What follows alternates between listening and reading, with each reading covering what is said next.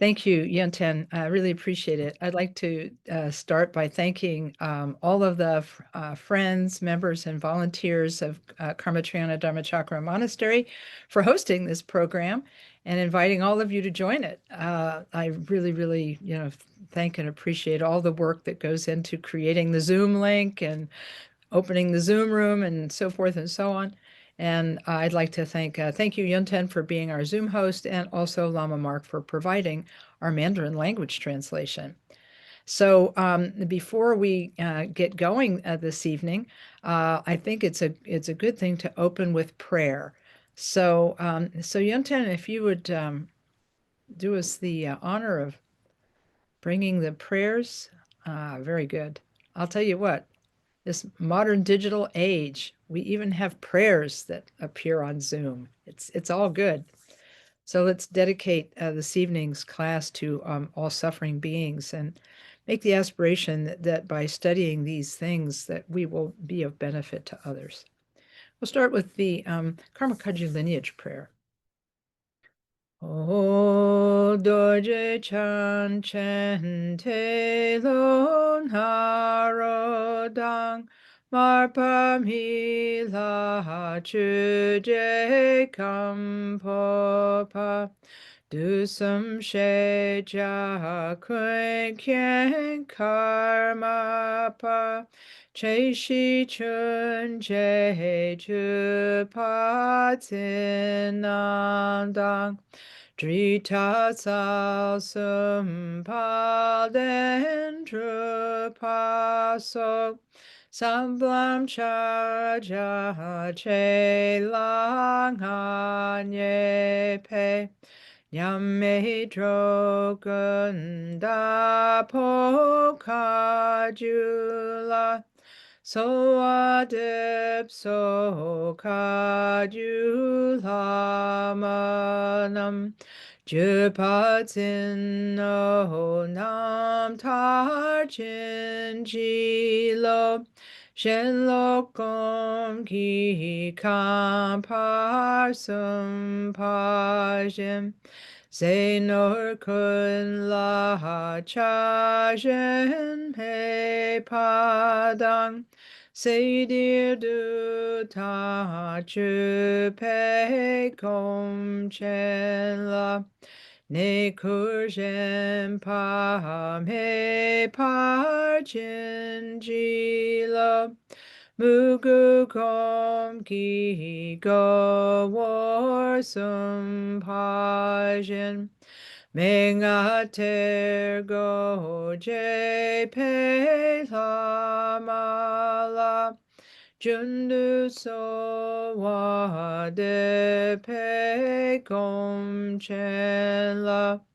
Chu me mu gu ke war jin ji lo Yang me kom gi ngu shi sum pa shin Gan shar to pe ngo wo so ma de Ma chu de ka cho pe kom chen la Kom cha lo da Dra war jin ji lo Nam tok ngo wo chu kur sum pa jen Chi am hayin chiriyan char wala Magaro pa char we kom chen la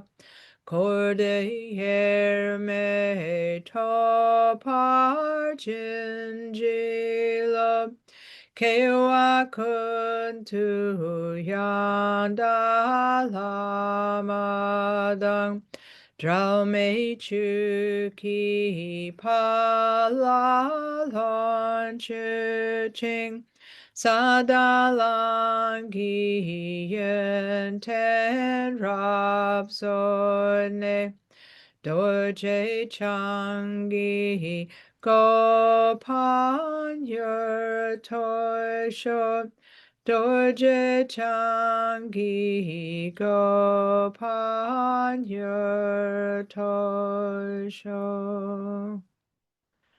Okay, next we'll recite Refuge in Bodhicitta 3 times. O Sanjay Chedan Soji Chonamla Jangchu Pardu Dani Kyapsuchi Daji Chinso Jibe Sunamki Drola Penshir Sanjay Druparsho Sanjay Chudan Soji Chonamla Jangchu Pardu Dani Kyapsuchi Daji Jinso Jibe Sunamki Drola Penshir Sanjay Druparsho Sanjay Chudan Sochi Chonamla Jangchu Pardu Dani Kyapsuchi Daji Jinso Jibe Sunamki Drola Pinchir Sanjay Druparsha. Next, the 4 immeasurables, which is also recited 3 times. Semchen tamche te watan te wei gyutan tempar gyurchik dungao tan dungao gi gyutan drawa churchik dungao mepe te watan padam hindrawa churchik nerin chandan yidan drawe tanyan chempula nepar jurchik Semchen tamche te watan te we gyutan tempar gyurchik dungao tan dungao gi gyutan trawar churchik dungao mepe te watan patam hindrawar churchik nerin chandan yidan drawe tonyan chembola nepar churchik Semchen tamche te watan te we gyutan tempar gyurchik dungao tan dungao gi gyutan trawar churchik dungao mepe te watan patam min trawar churchik nerin chantan yidan trawe toyen chempola nepar jurchik Chazawadan chuchi shapadam Jesu yirang kerjing so hayi Gewa chunse dagi jisapa Tam che dagi jan chu chingo.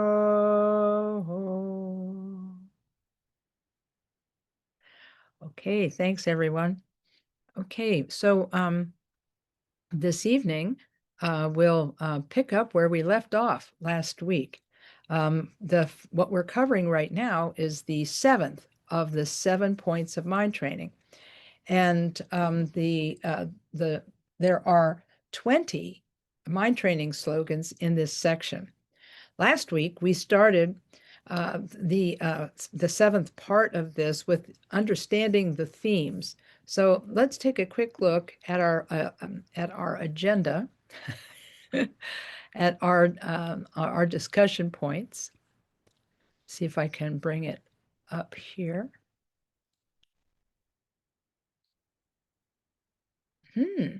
I am having a moment. Here it is.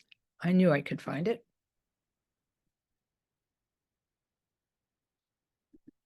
All right. Last week we did the recap, so there's no need to do it this evening, except to say, like Mahamudra, Lojong mind training is a complete system of training that results in Buddhahood, and that Khenpo Karthar Rinpoche said that Lojong was critical and important for any Vajrayana practitioner, and the 7-point mind training text by Jamgon Khantrul, The Great Path of Awakening, was the very best presentation of this practice.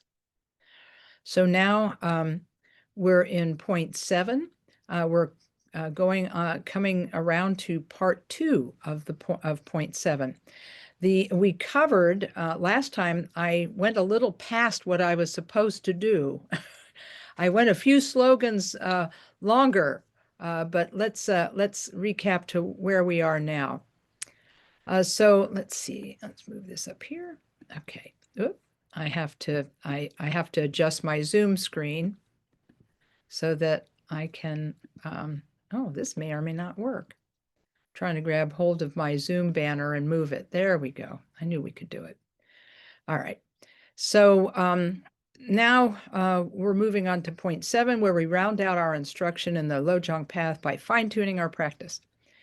And we started last time by talking about anytime we do a long-term practice, we have to, the challenge is to stay interested and engaged. Sometimes we get bored, sometimes we think we've completed the practice, and sometimes we get distracted by shiny new practices. So we have to continually find ways to make this practice relevant. Khenpo Rinpoche said we're going to be doing Lojong until Buddhahood. He said you'll never stop doing it. And then he also said, if you hold the wish to benefit beings, it creates a momentum of goodness within you that eventually becomes self-sustaining.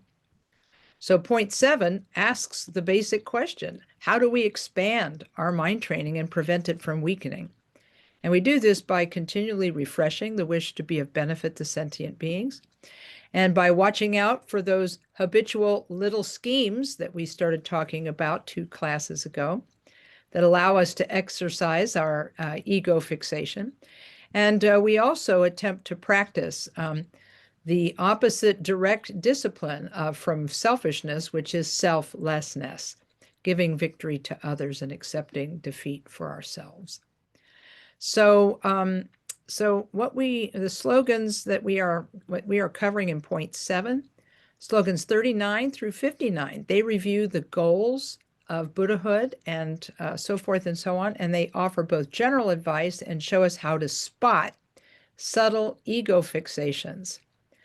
So, tonight we were supposed to cover slogans 49 through 59, but last week I went a little past where we were supposed to end, so we covered up to slogan number 52. So tonight we can begin with slogan number 53, which is don't switch on and off.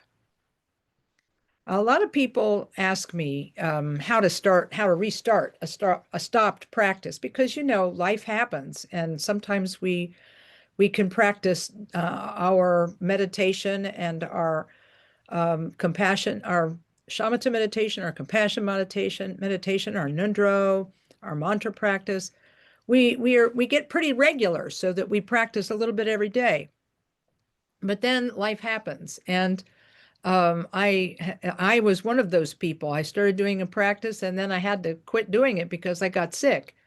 So when I talked to Rinpoche about this, his advice was, I said, hey, is there any tip or trick or special technique for starting a practice that stopped? And he said, nope, no tip, no trick, just start. So that made it pretty simple. That meant that I couldn't overthink it. And Barter Rinpoche, when he was taking care of the KTCs, I would talk to him frequently, and he would tell me, I would ask him questions for other people.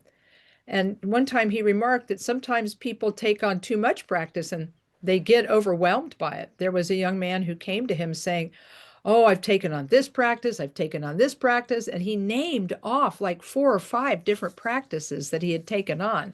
And he says, I'm so tired, I don't know what to practice. I don't know what's most important.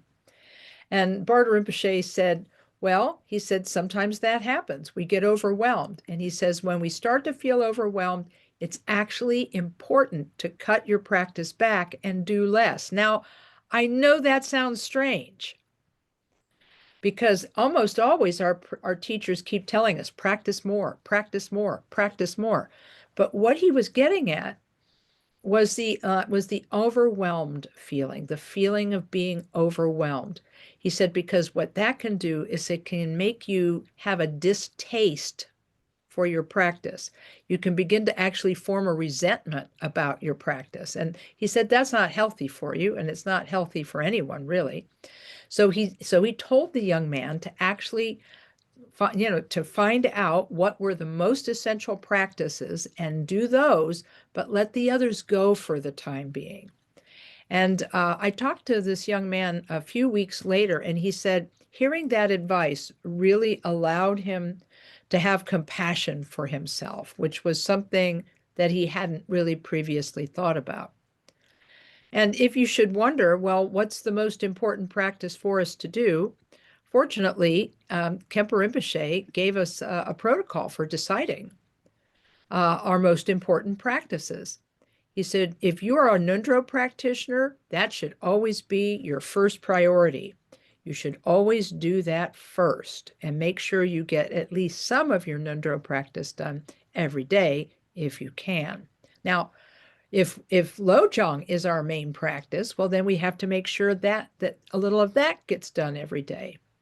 Or if a deity practice is our main practice, we have to make sure we get a little of that done every day.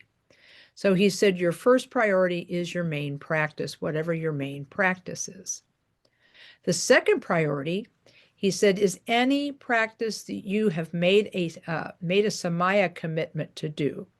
Sometimes in the old days, when the Lamas first started giving empowerments in the United States, they didn't realize that we didn't understand samaya. So they would finish an empowerment saying, oh, do 108 recitations of this mantra every day without fail.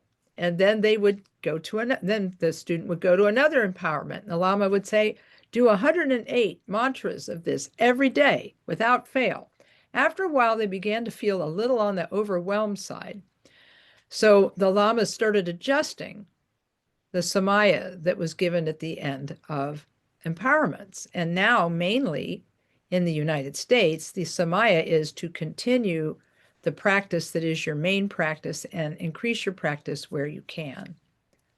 So, but in the old days, there may still be some folks from those days who promised to do 108 Medicine Buddha mantras or promised to do this mantra or that mantra. So that's your second priority, any practice you've made a promise to do. Your third priority would be any other practice that you have permission to do and have instructions to do. So it could be that you have permission to do a practice, but it's not something you promised your teacher you would do or something that you're working on. So that would be your third priority. So I really, I've talked to lots and lots of people about this because so many people do get confused about what's the most important practice for them to be doing. So I like to share Rinpoche's advice about this. Now you may say, well, that's a lot of chat, but the slogan is just don't switch on and off. So like, what does all this advice you just gave us, what does that have to do with the slogan? Well, if we go over to the text, and again, from last week, I am still using my, let's see here, I'm still using the text that I had from last time, the older text, the 1985 text. And there we go. Okay, so this is where we left off last time. Let's see here. Oh, yes. Okay, right. Okay. Yeah, okay, here we go. Yeah. Okay. Instead of don't switch on and off, he says don't fluctuate. This is the old translation. But what Jamgon Khantrul has to say about it is actually quite important. A person who sometimes practices and sometimes doesn't has not developed a definite understanding of Dharma. Don't have a lot of projects on your mind, but do mind training single-mindedly. So I think what he's getting at here is that a person who sometimes practices and sometimes not means that I think that they need to study the four thoughts that turn the mind toward Dharma. Maybe they don't understand their precious human birth. Maybe they don't understand impermanence. Maybe they haven't understood the karma, action, cause, and result, and they haven't understood the defects of samsara.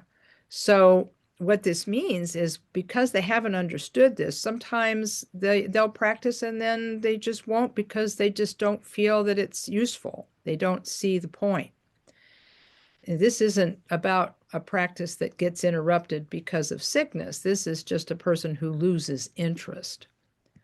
So that being said, let's see here. I forgot to put things in specific order on my desktop, so I have to hunt a little bit. So it's still important to know that switching on and off does reveal that perhaps we are being hobby Buddhists instead of real practitioners. We need to learn how to contemplate the four thoughts or the four reminders. And I'm just going to bring back something that I shared in a previous class, which is that His Eminence Taisi Rinpoche said that when you're contemplating the four thoughts that turn the mind toward Dharma, you should use a three-step method. First, you should review the topic, which if it's the precious human birth, you should review how precious your human birth is because of how rare it is and how easily lost it is and so forth. And by reviewing these facts, eventually we will come to a deep understanding, maybe a recognition inside ourselves that we really do possess a precious human birth. And recognizing this, we then move to the next step of the practice, which is resolution.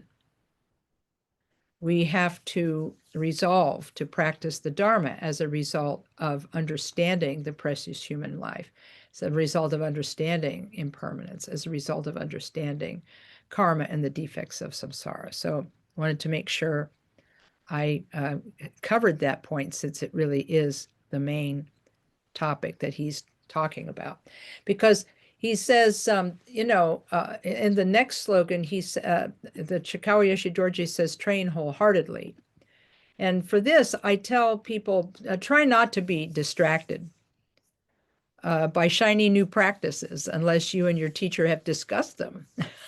And the teacher has said, oh, yes, this new practice is very important and you must do it.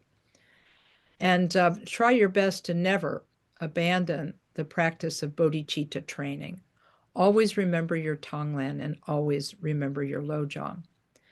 In the previous slogan, Jamgon Kongtrul's commentary says, don't have a lot of projects on your mind. This was something that Khenpo Karthar Rinpoche mentioned to me many times because I have a lot of ideas. And sometimes those ideas turn into projects. And sometimes those projects lead me away from practice. And so he told me one time, you have to remember that you may have a lot of ideas, but you can't turn them all into reality. He said, you need to think about your karma. You may not even have the karma to do all of these projects you're thinking of. Try to stay focused. So that's something that I still struggle with, but I enjoy remembering everything he taught. So slogan number 55 is, excuse me, find freedom by probing and testing. Sometimes people say to me, oh, I used to have a problem with resentment, but I'm past all that now. Or I used to have arguments with my friend, but I've given up all those arguments now. Those things don't bother me anymore. Well, what I always say is if you ever say to yourself, I'm past all of that, or I've let go of that grudge, and so forth, you have to actually look behind you because it might be sneaking up on you from behind if you've passed by it. it may still be sneaking up on you from behind. So it will suddenly reappear, and you'll find that you haven't really let go of that problem or that resentment or that grudge. So it's this is why it's important to test ourselves occasionally to see how our compassion practice is going. In old Tibet, Khenpo Karthar Rinpoche said, a retreat, people who were doing, hermits, people who are in a solitary retreat, they would occasionally go down into town and act strangely to see how they would react to the townspeople's negativity being aimed in their direction, such as, having stones thrown at them and so forth for their unconventional or strange behavior. That's a good way to find out how good your patience is. And he said that if the Lama or if the hermit found that their patience was imperfect, they would go right back up the hill and go back to their cave or their hermitage and continue practicing. But here in this book, Jamgon Kongtrul asks us to do this testing, not in the village square, but on the safety of our own meditation seat. And I'll show you how he tells you. It's in the book. Excuse me. I have some allergies tonight. Okay. He encourages us to, while we are on our meditation seat, he says, you must find freedom from disturbing emotions by constantly examining and investigating your course of experience.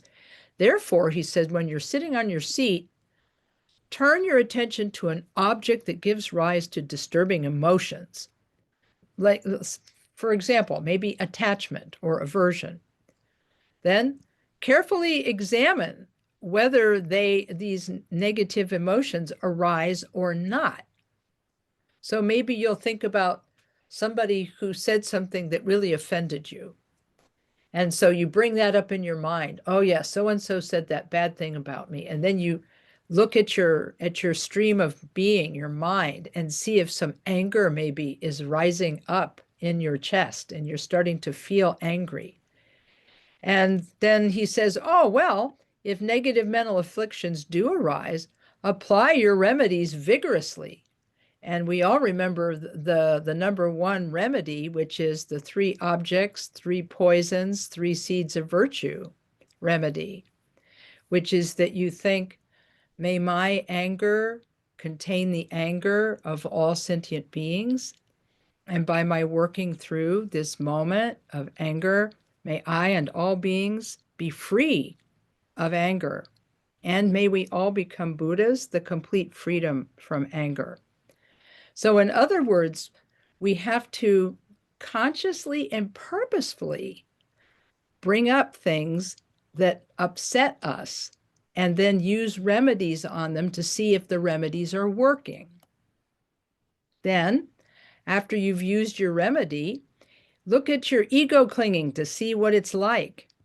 If it appears that no ego clinging is present, examine it again in reference to another object of attachment or aversion. If ego cherishing arises, immediately stop it with the remedy of exchanging yourself for others. So this is something that a lot of folks read and they say, this is not necessary for me to do. It takes up too much time. But if you're really trying to make Lojong your daily routine, this would be a really good exercise to do from time to time. You could choose and mark on your calendar, for example. You could mark on your calendar and say, oh, every few weeks, I'm going to do my best to see how my ego fixation is going, and so on. So it's, again, if we're sort of serious about Lojong, it's kind of nice to do these things because the masters say these techniques help to fine-tune our practice. So let's go back to the outline. Okay. I moved it to a place that was easier to find. So the next slogan is don't boast. And so the way this reads is it's let me see how they say this. I'll read from the new commentary. Hang on. I forgot to open to the right page. This is number 56. Don't boast. He says, don't make a big fuss, even when you are kind to another person, because you are, in fact, just working at regarding others as more important than yourself. Yeah, you know that term, don't break your arm by patting yourself on the back because you've done a good thing. He's saying don't be like that. Don't make a big fuss. Since all the time and hardship you put into being well educated, moral, and practicing the Dharma benefit you, there's no point in making a fuss about it to others. In other words, he's always seems to be harping on the idea of not showing off and being boastful. He says, don't trade boasts with others. In the councils of Ratring Monastery, it says, don't expect much of people. Pray to your yidam. This is fun. So what does that mean? Don't expect much of people. Pray to your yidam. What I feel that it means is that Lojong should be as close to you as a yidam deity. Those of you who are familiar with Vajrayana practice know that at some point we may take a yidam deity, a deity as our yidam. Maybe it's Chenrezig or Tara or another deity. We discuss it with our Lama, and our Lama chooses a practice for us to do. And the point of this practice is to stay with and think of the deity all the time. And you can visualize yourself as the deity, recite the deity's mantra, keep their presence with you always as a way of transforming your ordinary perception of the world into a sacred outlook. And that's so it's supposed to be a very close practice to you. The Yidam practice is supposed to be like that. And so the Councils of Ratring Monastery, it's basically a monastic handbook that's from old Tibet. And I love the idea is don't expect much of people. Pray to your Yidam. So what happens when we expect something from other people? I always tell people that, look, when you have an expectation of someone, you've set the level for your disappointment in them. In fact, one of my friends in 12-step recovery, they like to say that an expectation is a premeditated resentment. In other words, when we expect something of somebody else, we become very disappointed when they fail to meet our expectations, and then we begin to resent them. So we have to do our best to be more open-minded and have a more relaxed expectation of others. Now, I always have to say, now, parents, this doesn't mean that you can't expect things of your children. Especially when they're little, you have to train them very well. This is not what this is about. This is about the kinds of expectations people tend to have about each other, expecting the other person to read their mind and know what they're thinking and all of that, which is a little bit difficult. So 56, don't boast. In other words, don't make a big fuss about how good you are. Because there's no need there, because all the stuff you're doing, he says, benefits you. So why tell anybody else about that?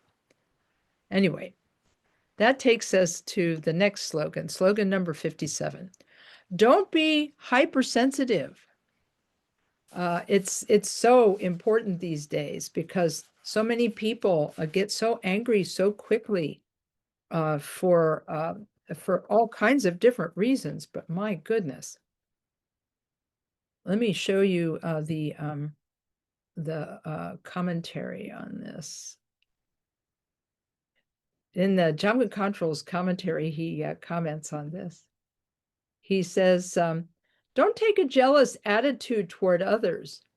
If others disparage you in public or cause trouble for you, don't react or let your mind or feelings be disturbed. The great master Potawa has said, because all of us, although we are Dharma persons, have not made Dharma a remedy for ego clinging. Ouch. They're saying that even though we say that we're Dharma people, we haven't really subdued our ego clinging. My goodness.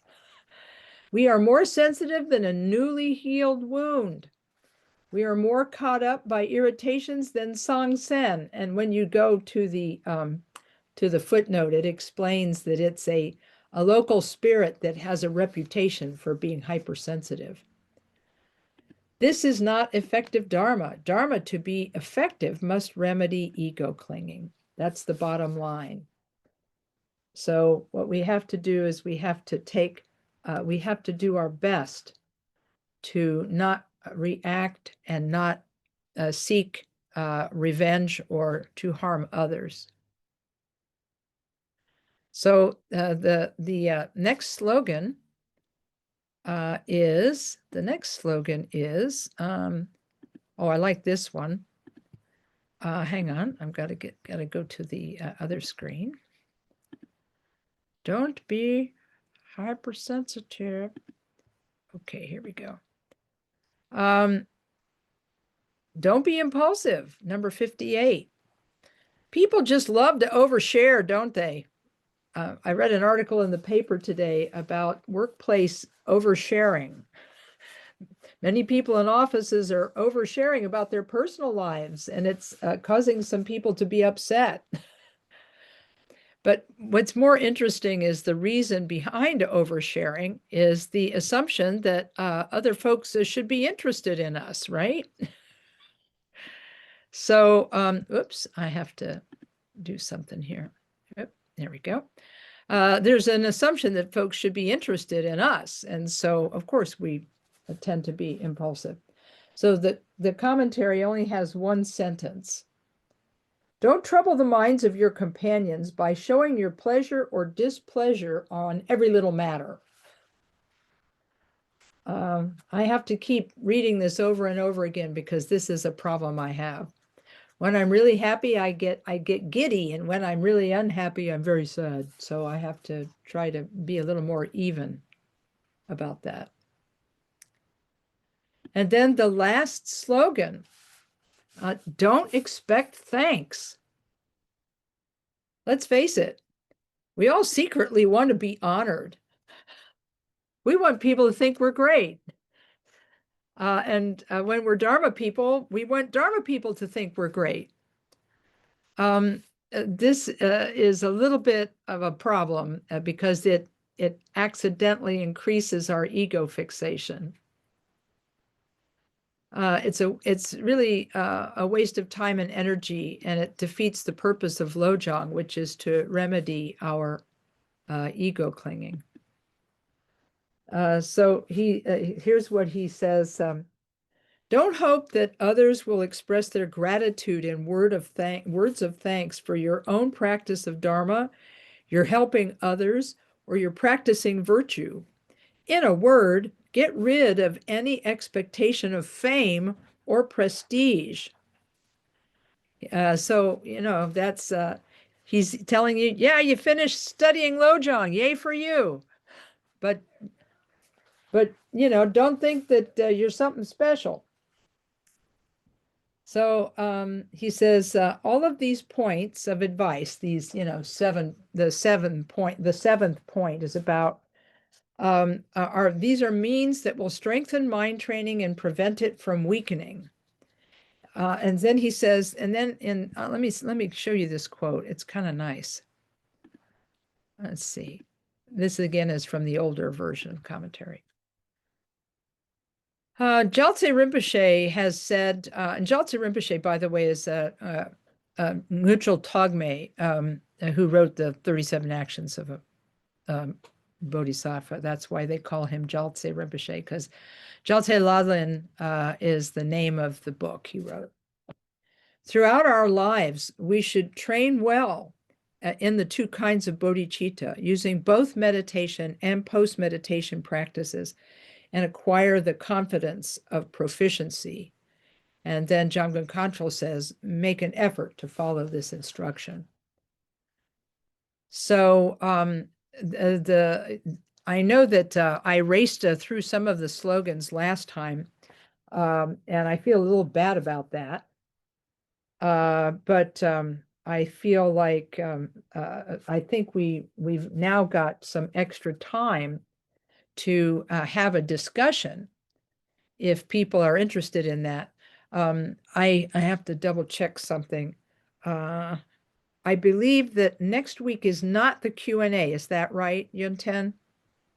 That's correct. It's a wrap up.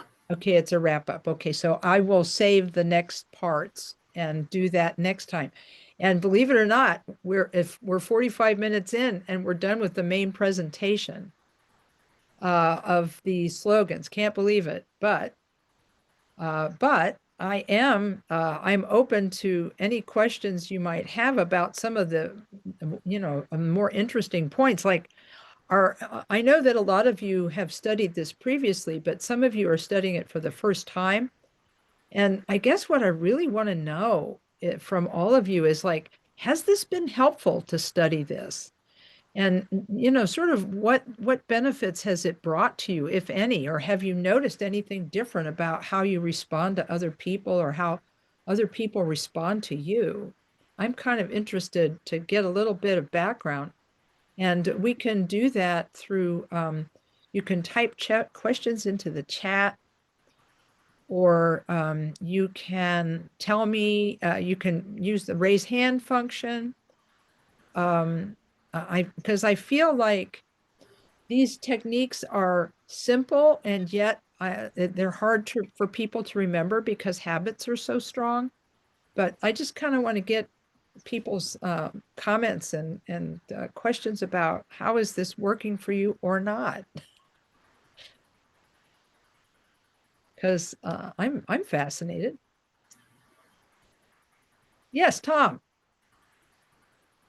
Here I am. Hi, Lama, Kathy. How are Hey, you? good evening. Yeah, good evening. What I was thinking of was if you want to simplify things, it's taking the I out of the equation. In other words, I do this for this purpose here to Right. make it simple for ourselves. The other thing, too, we have to realize there are times our minds do get afflicted. I always compare it to like clearing out your cobwebs. Mm-hmm. We do our best to clear out the cobwebs in the house, but they're going to come back. Yeah. So, depending how the day is going, how our moods are, we're all human beings. Things are going to factor in, whether it's a lunar Yeah. cycle or lack of sleep or lack of anything like that. If you're thirsty, it's going to affect us. That's right. So it's like a matter of clearing the cob. We do the best practice we can. Like you said earlier, you may miss a few days or things happen. You get busy days, things happen like that. Right. But Yeah. it's being able to pull it back and regroup things and putting it in a proper perspective and not Mm-hmm. trying to take on too much at one time. It could be Yeah. very overwhelming. Yeah, I really appreciate what you have to say about this, because I feel like a lot of people let the perfect be the enemy of the good, if you know what I'm saying. They feel that, that they have to practice to practice sincerely, they have to practice perfectly, and then they become very disappointed in themselves. So I think that a lot of what Dharma is about balance, and so I really appreciate what you're saying about that. hmm Yeah. it was real quick. It can be overwhelming because a lot of, especially for newer people, to understand the concepts and it take a minute and so forth. You can't drink the ocean all in one gulp. You got to do little sips, if that makes Boy. sense. That's you want to drink salt water, but you do it in Yeah. little sips to Yeah. understand the conceptuality of things and having self patience and things like that too, and just take it as you need to. It's not a competition. Just do it yourself like that too. That's best way I could sum it up there. Yeah. Well, I really appreciate your saying this, because I do think that this practice, even though it does take a lot of attention, you have to pay a lot of attention to your mind, you have to pay attention to your emotional states, and And we get so busy that it's very, very difficult to do that, right? Mhm. And so, and as you say, we can get judgmental about ourselves, and self-compassion. I'm so glad you mentioned that, because I feel like we have to practice self-compassion. And that's one of the sentient beings we need to learn to have more love for, is ourselves. We we tend to think about others, but then we don't show compassion toward ourselves. And I think that's also uneven, you know. So When you do that's like a reverse tongue len, where you just do it the opposite way. You think of a deed and you inhale that, and it's a way to practice that too, self-compassion like that in a way, without being egotistical. well, I'll tell you what, Kempo Rinpoche, how he said that a person could do that would be, he said, you visualize that you are sitting in front of you. And he said, and as you breathe out, you give yourself healing and goodness. And as you breathe in, you remove all of your pain, suffering, and difficulty. So he said in that way, he said, you can begin to work with how you're feeling in the moment. But then he said, don't stop with yourself. He said, expand, and then next, do this self compassion exercise with everybody who feels like you, and then eventually to all sentient beings. So it's like that. Very good. Uh, Thank you so much, Lama Kathy. Thank you. no, thanks. I'm glad you guys are here. Jarrett, yes. And then after that, I'll go to chat.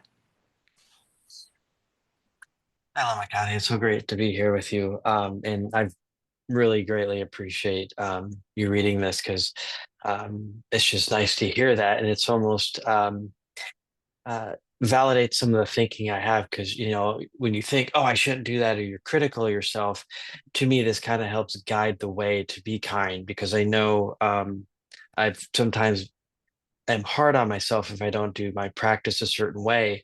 And lately, it's funny because I've been like, dude, just do the practice. Like and when you mentioned the example of getting sick or doing something, I'm like, oh, that's right. You could just mentally try and do it. Like, you don't have to be necessarily on the cushion, or, in a formal situation, which I do have that practice, but it's like, just, oh, I'm not thinking of anything. Oh, it's a good time. Just do the Tashi prayer real quick, or do something real quick, or do Tan.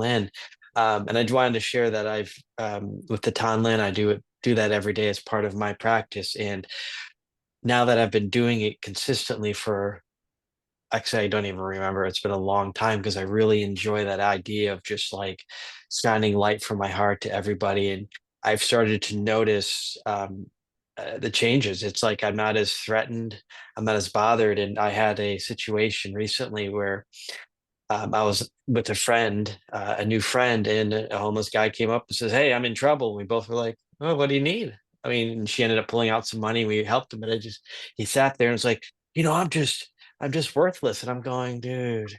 And I didn't say a whole lot, because I didn't know what to say, but I just envisioned raising on his head. I'm like, dude, you're not. It's like, just take care of yourself and be kind. But I was just like, it hit me like he's one of millions of people who are in that situation, struggling from, he talked Right. about alcohol, because I was like, she's walking in there to get you some water.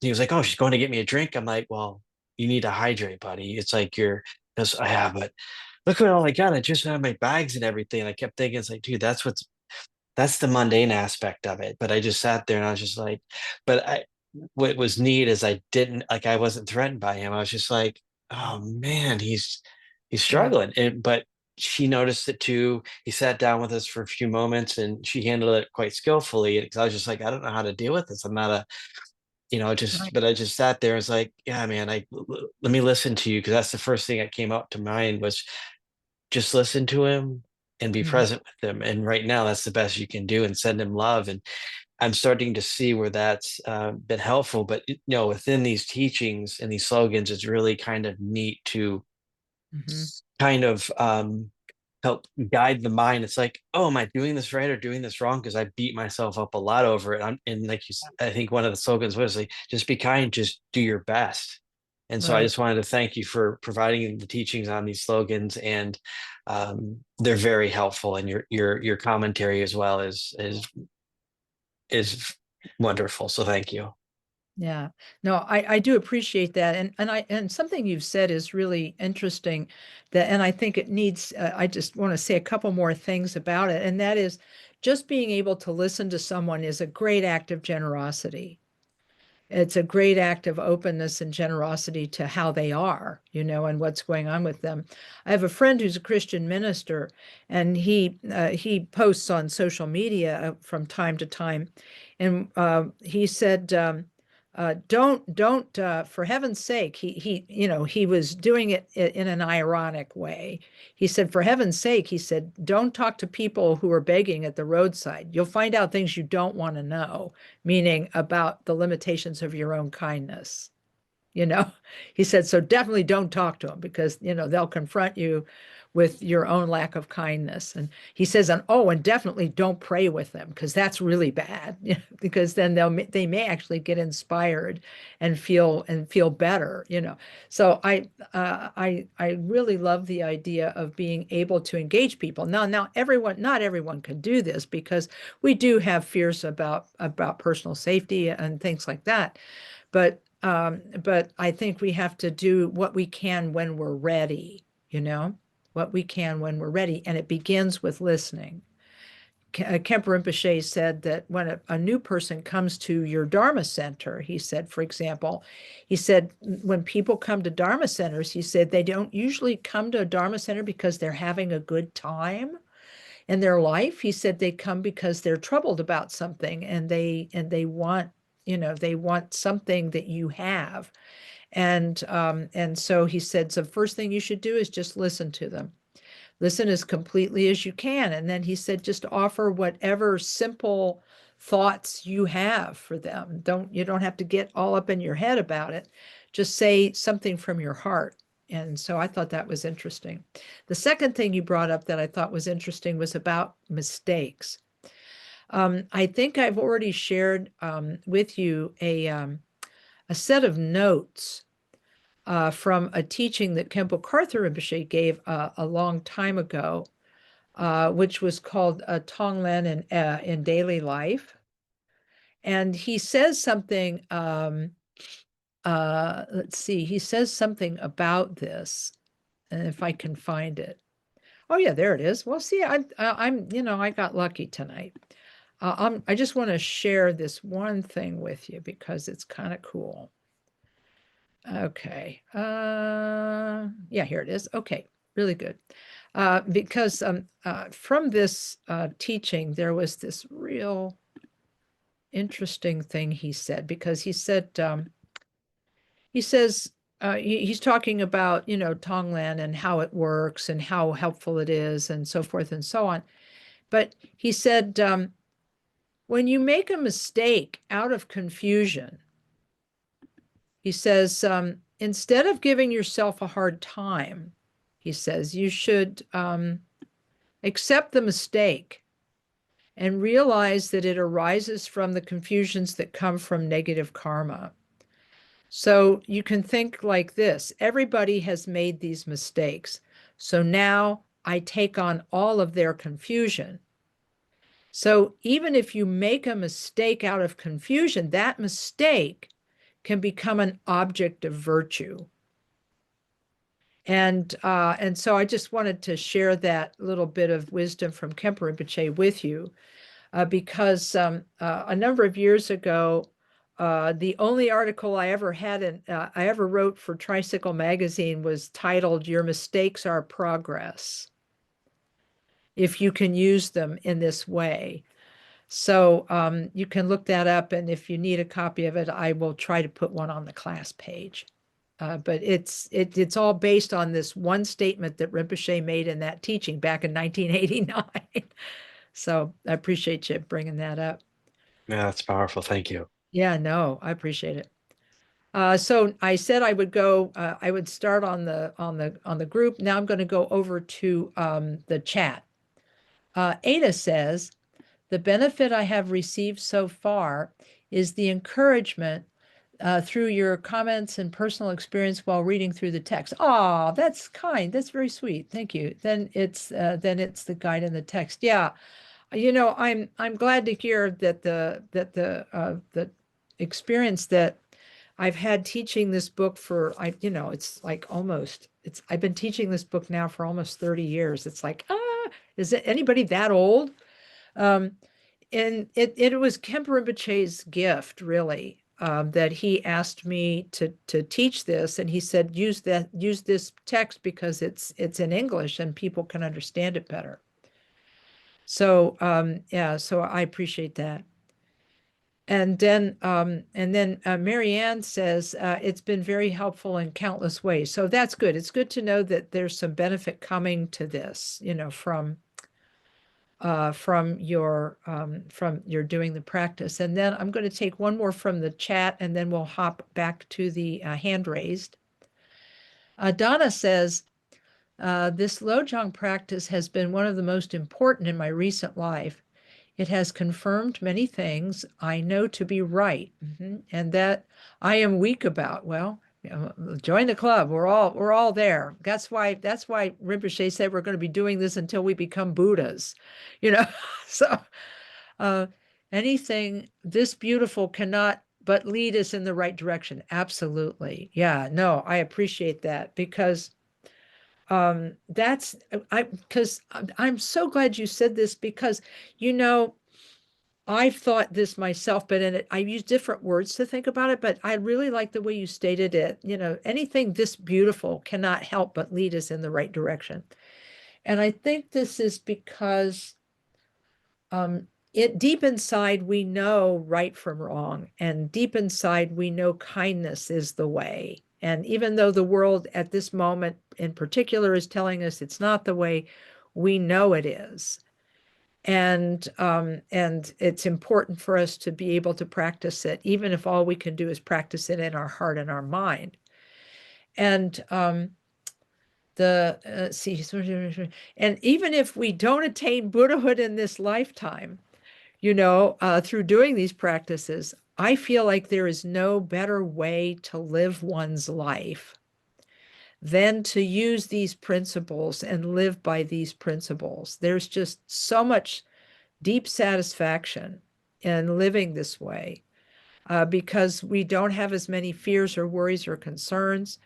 And we know we're always trying our best. That was something that His Eminence Taisi Rinpoche said was very important for us to remember, and that is that everyone is always doing their best. Even people we think are wrong, they're still doing their best with what they have. So I want to thank you for that. Thank you, Donna. Okay, returning people, feel welcome to write some more things in chat, because we can go for another 5 or 10 minutes here. I think we'll wait until we run out of questions, because so far so good. Erin, yeah, you can share. Hi, thank you so much for the teachings, Lama. I'm very grateful. I have a question about, sorry, I have my notes here behind me. I have a question about some of the points that have come up. Sure.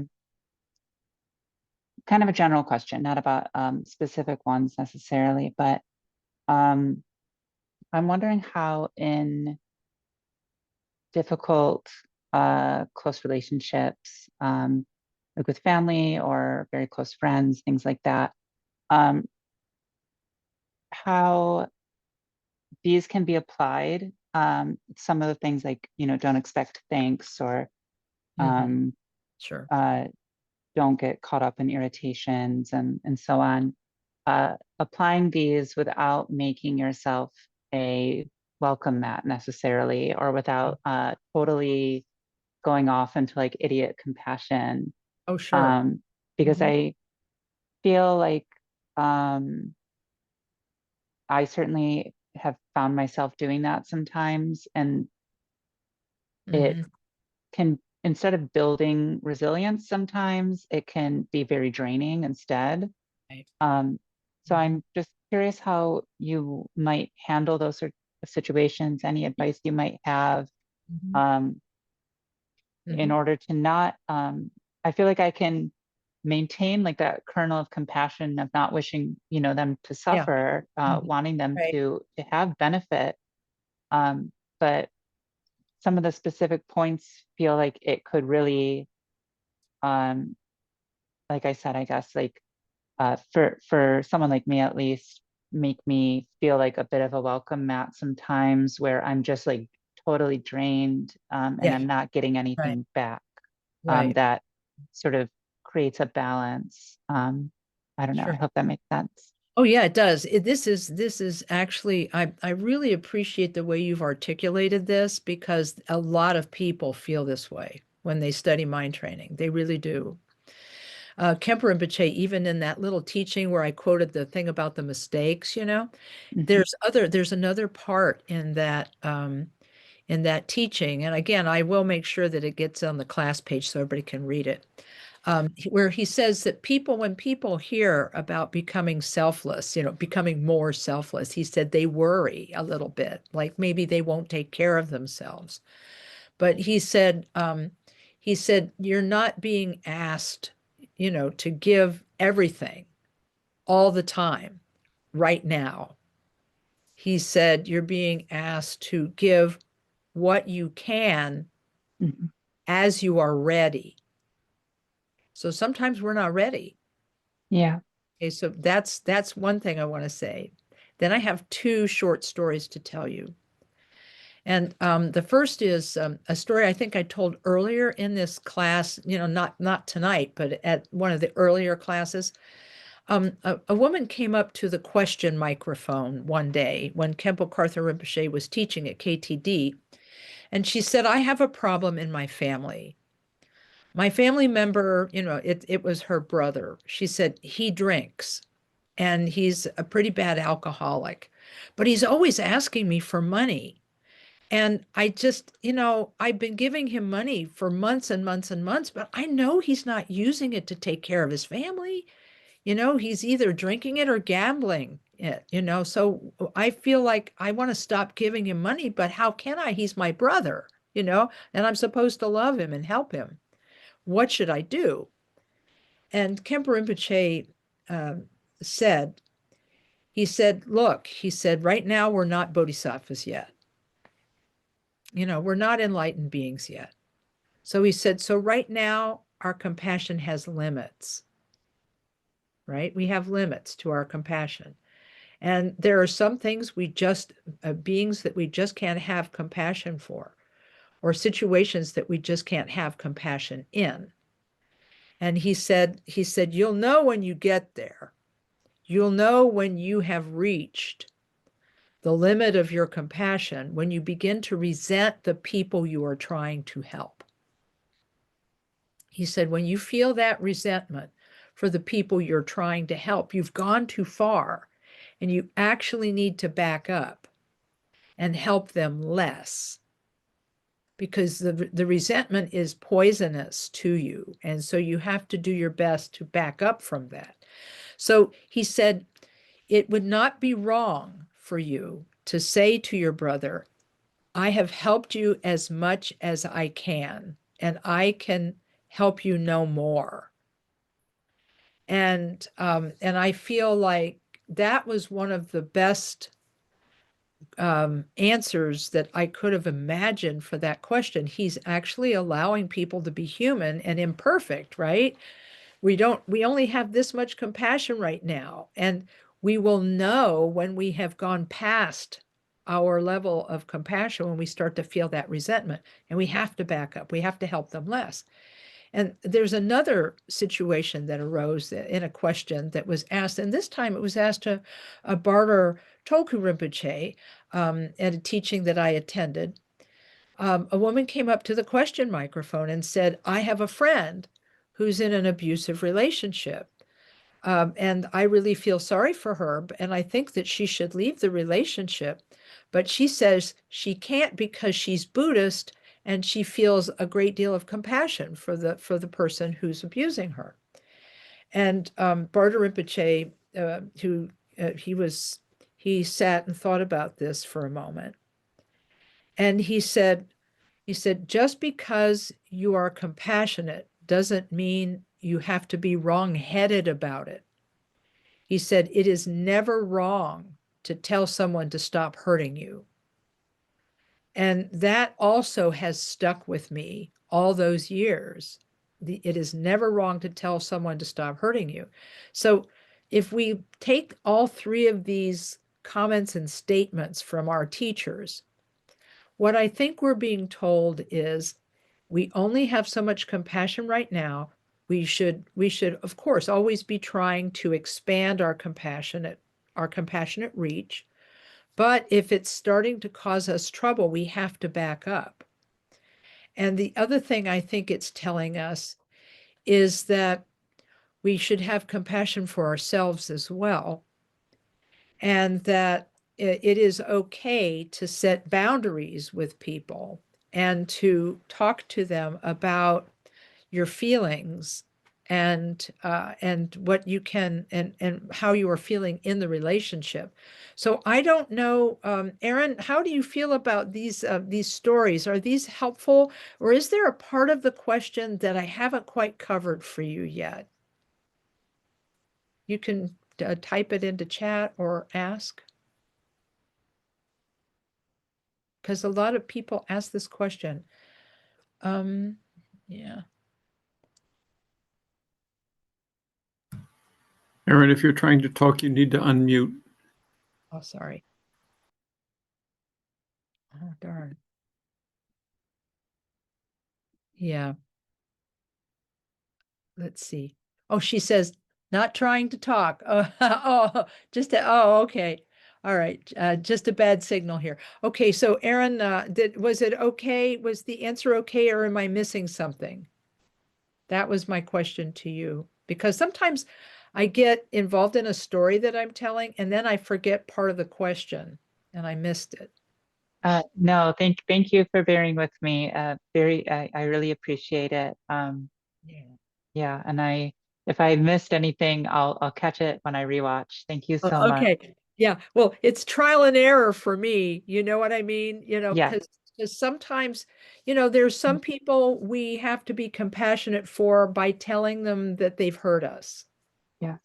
and Yeah. that we hope they do better, so Yeah. but I really appreciate you bringing this up, because this is such a common question. And if it helps somebody to recognize that mind training is not about perfection, it's just about going as far as we can, I think that helps. So thank you. Thank you so much. Yeah. Other questions? We have a couple more minutes before we wrap up. So there's probably time for one or two more, if there's one or two more out there. I've really enjoyed the discussion tonight, even if this is the end of the questions. I really, really enjoyed the questions tonight.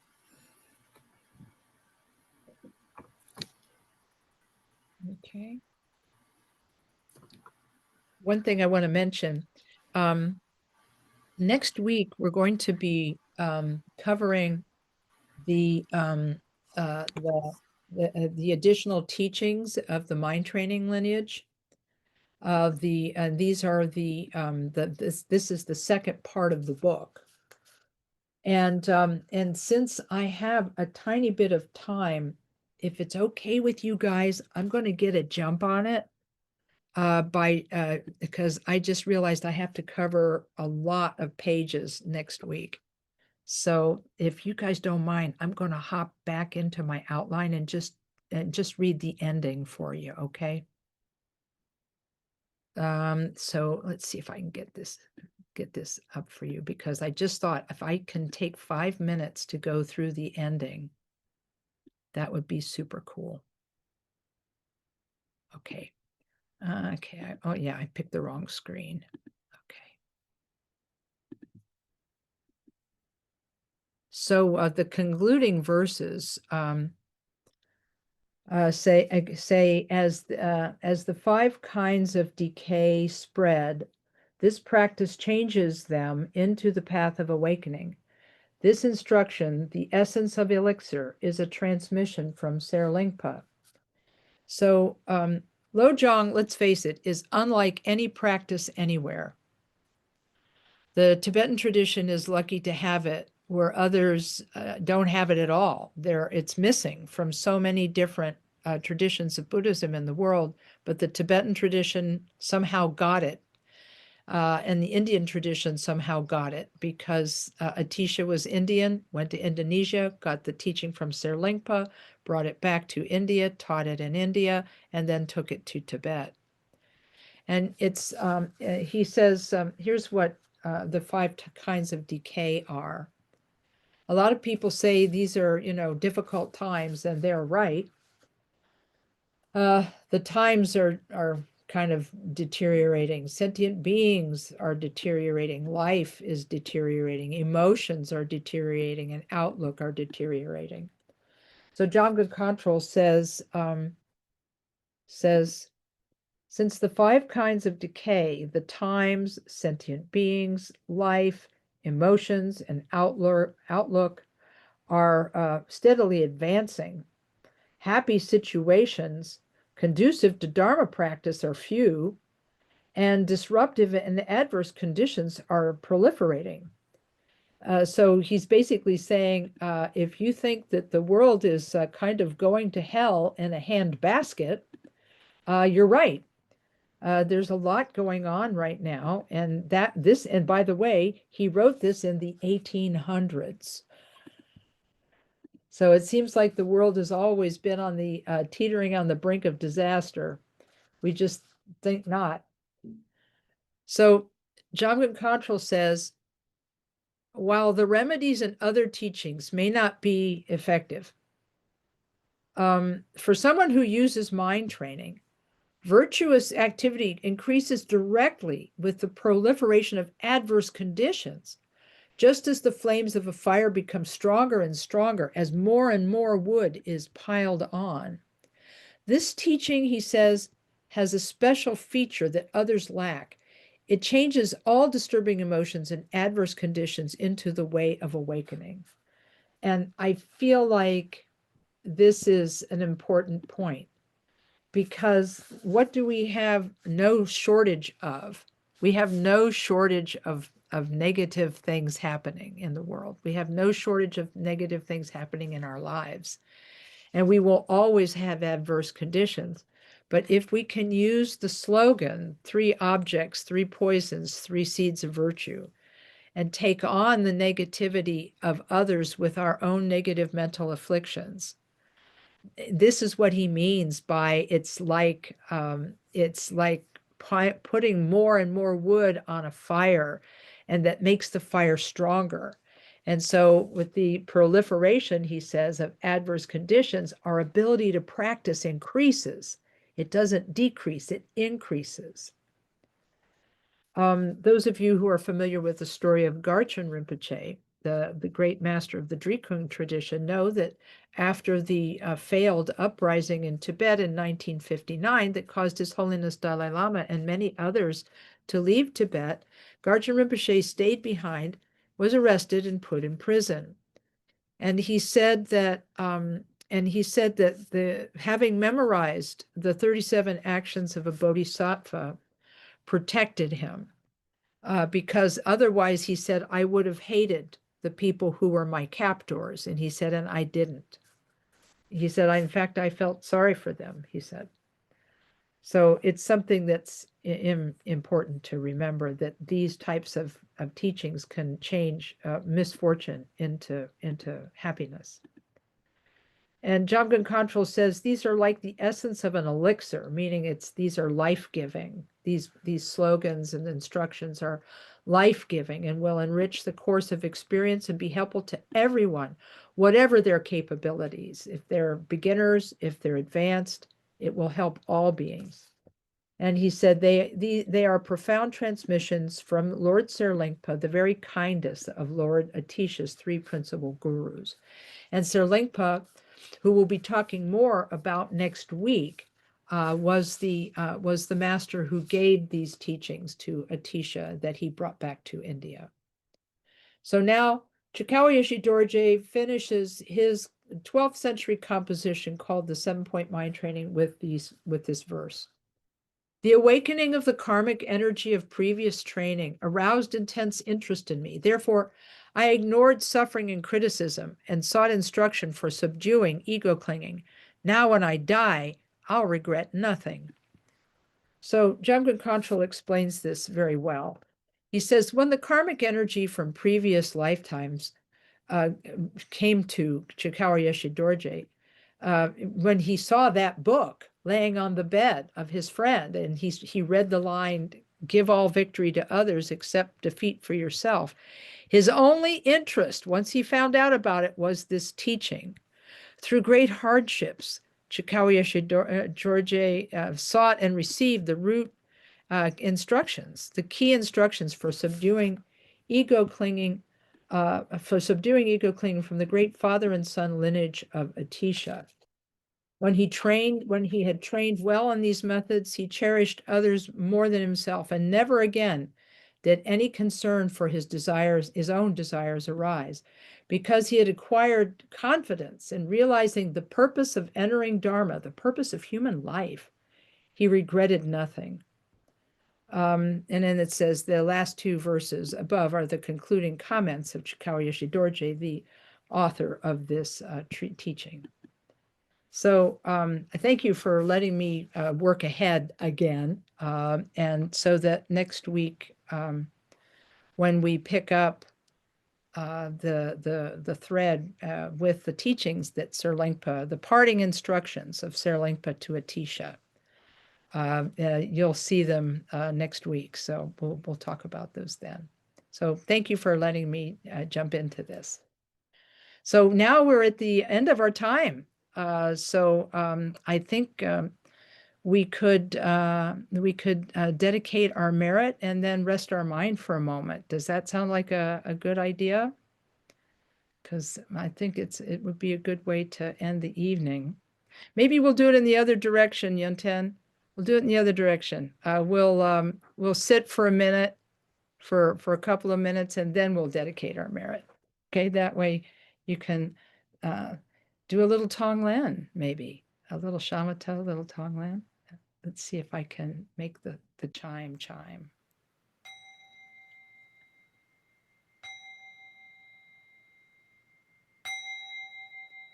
Okay. You can relax your mind and do some Tonglen practice, thinking as you breathe out, you give goodness to all beings, and as you breathe in, you remove their suffering. And you can end that session by letting go of the visualization and letting your mind rest.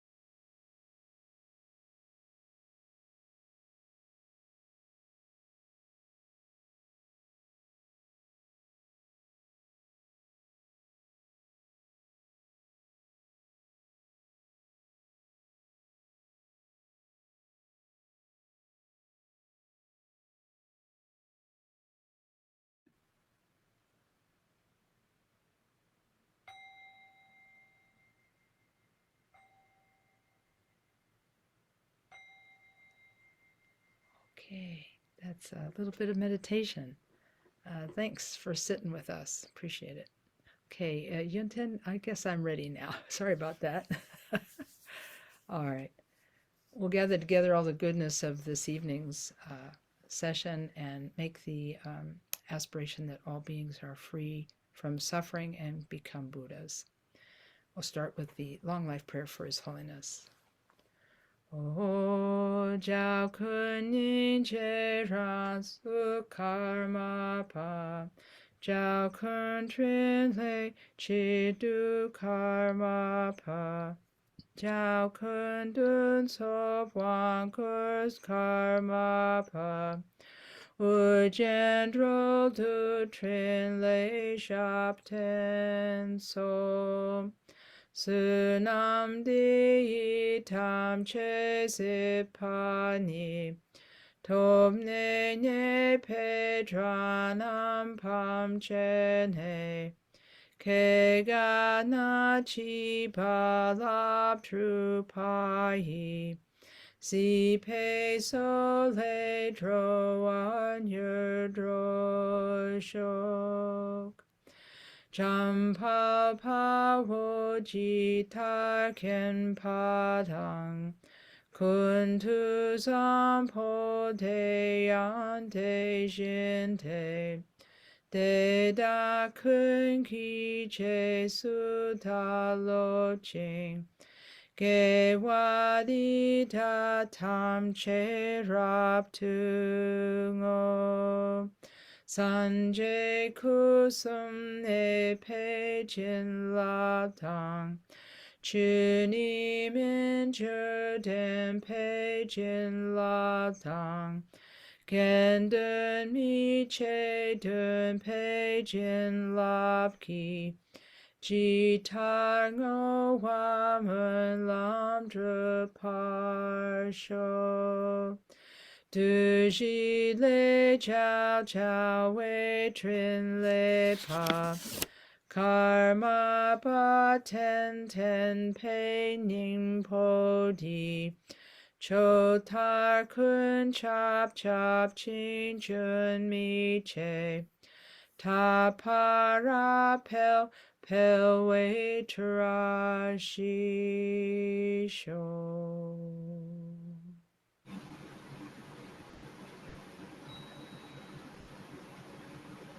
Thanks, everyone.